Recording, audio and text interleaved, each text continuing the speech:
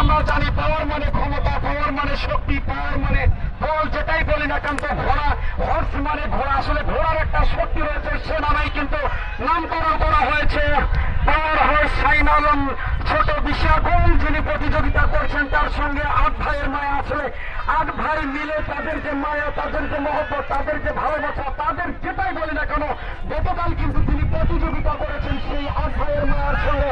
ঘোড়ার যে পাওয়ার রয়েছে, সেই পাওয়ারটুকু একটু দেখানোর চেষ্টা করছেন আজকের এই চলন বিলের এক কোনায়, যেখানে পানি ধই ধই করবে কিছুদিন পরে। এখানে হয়তো যদি এই ফুটবলের নৌকা বাইশ প্রতিযোগিতা আয়োজন করা যায়, সেটাও কিন্তু অবিশ্বাস্য কিছু নয়। আমরা যদি এখানে কিন্তু নৌকা বাইশে হয় আসলে ৬৮,০০০ গ্রাম বাংলার যে ঐতিহ্যগুলো আছে, আমি যেটা বলতে পারি তার মধ্যে ঘোড়দৌড় এবং নৌকা বাইশ অন্যতম। এখানে যদি যখন এখানে বর্ষাকাল চলে আসবে, এখন যদিও বর্ষাকাল কাল বৈশাখী হওয়ার কথা, এখন আবহাওয়াটা কিন্তু অত্যন্ত প্রখর রৌদ্র দাবদাহ চলছে কয়েকদিন যাবৎ।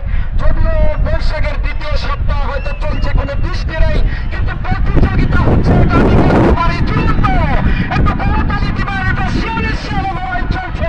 এটাকেই বলে প্রতিযোগিতা। আমি গতকালও বলেছি, এটা যদি আমি ক্রিকেটের ভাষায় বলি, যদি ফুটবলের ভাষায় বলি, ফুটবল আপনারা দেখেছেন গত 2 বছর আগে কিন্তু ফুটবলের বিশ্বকাপ হয়ে গিয়েছে, যেটা ফাইনাল প্রতিযোগিতা হয়েছিল ফ্রান্স এবং আর্জেন্টিনার মধ্যে। সেই আসলে ছিল প্রতিদ্বন্দ্বী আর্জেন্টিনা এবং ব্রাজিলের সমর্থন, কিন্তু এই বাংলাদেশে সেটা ফুটবলের ভাষায় এমবাপ্পে এবং